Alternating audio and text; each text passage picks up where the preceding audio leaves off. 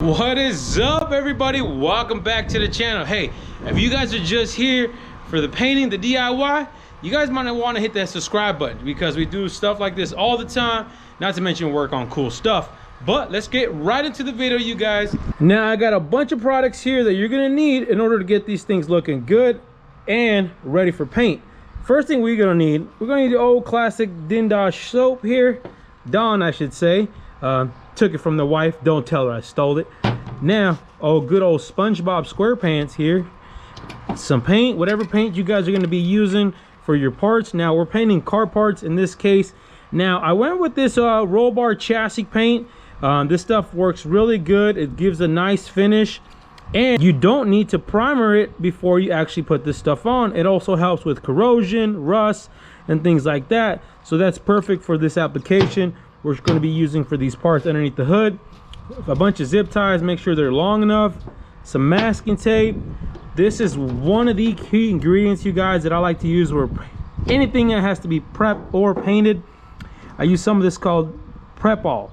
Prep All. This stuff works real good. I'll show you guys how we use that later in this video. But we're going to get right up to it. We're going to go ahead, and I got the parts laid out over here. I'm going to show you. We're going to take our handy dandy SpongeBob. All right, you guys, so we got a few parts here. These are going to be going for our engine compartment for our HELLCAT swap, brackets and things like that, a couple lines. But first things first, we're going to go ahead and prep these with just a little bit of water and soap, and we're going to scrub everything down to get all the oil and residue off the part. As of now, some of these come with stickers. If they're brand new, you guys, make sure you guys get the stickers off and then get the residue off with the acetone. Acetone works really good for that. But we're going to pre-soak these with the hose.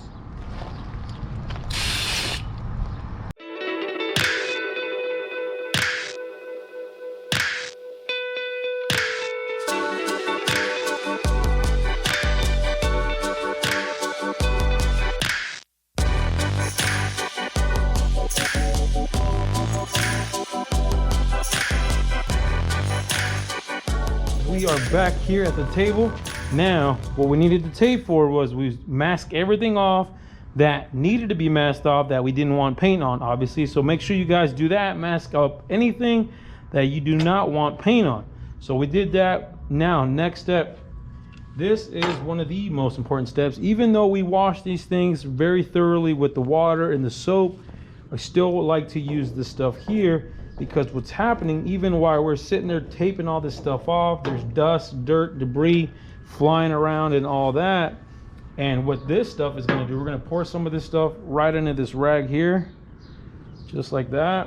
And we're going to take this and just wipe the entire part down with it. So what this is doing, exactly what it says on the can, it is removing any dust, wax, grease, all that stuff off the surface, and it'll give us that much more of a contact surface for the paint to adhere to, so that way we have a nicer finish and we don't have all this super dull, rough looking part when it's painted, you know, or it needs to be sanded. This actually will prevent you to have a wet sand or anything like that. Like I said, I very rarely have to do any kind of sanding after I paint stuff like this. You literally spray it, and then if you want to spray with the additional clear, you can, but I usually don't.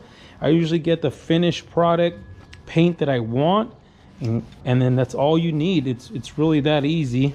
So now you just got to be very thorough with this stuff, though. Don't be afraid to get in all the crevices, get all in there. So what we'll do, we'll get all up in here. And obviously, I should have mentioned earlier in the video, you're gonna need a set of gloves. Obviously, you want a set of gloves because you don't want the grease and the dirt and everything else that your hands creates, your body creates, going onto the part before paint. So make sure you get a nice set of gloves. So now that we got this thing pretty good, nice and prepped. Now, guys, I freaking picked the worst day to do this because you guys hear my wind chimes. It is windy today. So if I can do this on a windy day, you guys can do this too. So that one's good to go. We're going to hang this one up. We'll come back and do the other ones, but I don't want to put this one down so we don't risk of any contamination on the part. gonna hang it up, and you guys, I have a little Charlie horse that I use. We're gonna use along with the zip ties. I'll show you. So we're gonna take this and gonna find any point that you can zip tie this thing from. Find a decent spot. Let's see here. A little workhorse, you guys, that I was telling you about. You just got to find basically make a paint booth wherever you guys have. I don't know where you guys live in, where you guys might have something that you can hang these parts off of and not worry about getting too much paint everywhere. I'm gonna do it just like that. I think we're gonna take another zip tie and strap it from this side as well.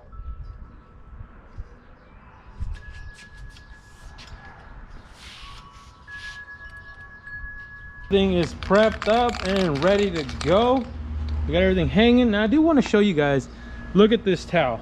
If you guys remember seeing the towel, if you look, this is the towel we used to prep all. I mean, look at all that stuff that came off those parts after we washed them.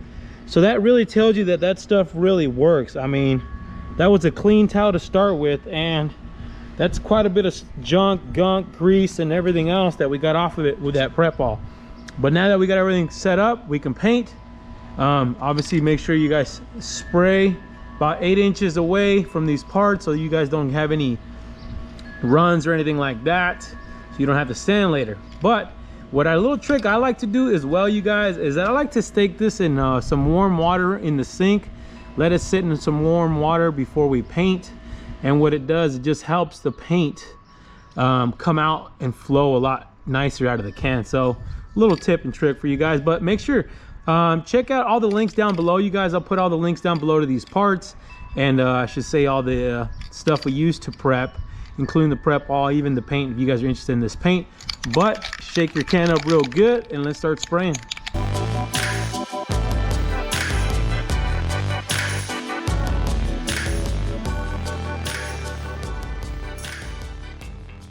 One thing I want to show you guys, another little tip and trick that I like to do. If you noticed how light this coat is, this is the very first coat of paint that I do on any of these parts, and I try really to do as light as possible, just to where you're starting to see a little bit of coverage, but you can still see the original color. And what I feel like what it does is almost preps the surface in a sense to have the rest of the paint go on it. If that makes any sense, it's weird. I know how it sounds, but I've noticed that when you apply heavy coats right off the bat, or a really thick coat right off the bat, the paint likes to react a certain way with the metal or the surface that it's on. So what you'll end up getting is like these little weird looking bubble spots, or where the paint and the surface reacted and they didn't like it. So by doing this, I feel like it avoids that, and it almost primes and preps it for the rest of the coats to go on. So what I'll do is I'll let this air dry for about 5 minutes and then hit it again, and then keep hitting it, like I said, just like that, with about 4 different coats. But like I said, that very first coat, guys, go on super light, and what it'll do, it'll help the finished product at the end of the day. I promise you guys, you won't be so disappointed. But let's keep painting. What y'all doing, dogs? Huh? What y'all doing, you lazy dogs? Get up out of here. Well, boys and ladies, I should say, we're all painted up. You guys ended up taking about, I don't know, 4 or 5 coats easy. I went super heavy on the coats, you guys, just because these are gonna all be sitting in the engine bay. We want them to be super durable, so just keep that in mind. I almost went through a whole can just for these parts here. Now you guys can see how windy it is. Freaking wind chime over there is going and blowing. So I think I'm gonna take these inside with the whole horse and everything and let them air dry inside. Now every paint is going to be different as far as air dry time and cure time. This stuff here is about 12 hours to 24 hours, give or take. Some stuff actually dries super instant, you know, within the hour. But I'm not going to take that risk. I'm not going to touch this stuff. We're going to put it inside, let it air dry, and I'll show you guys once it's all done up and dried up, so you guys can see what they look like in the wind. Not too shabby, boys. Not too shabby. Tell me what you guys think. Not bad at all, huh? Everything came out real good. Let everything sit overnight. Took all the masking tape off. And that's what we ended up with, you guys. Not too bad, huh? Tell me what you guys think. Put it down in the comments below. But, like I said, this is a great idea. If you guys are painting anything under the hood, make sure you guys get everything nice and clean and thoroughly scrubbed.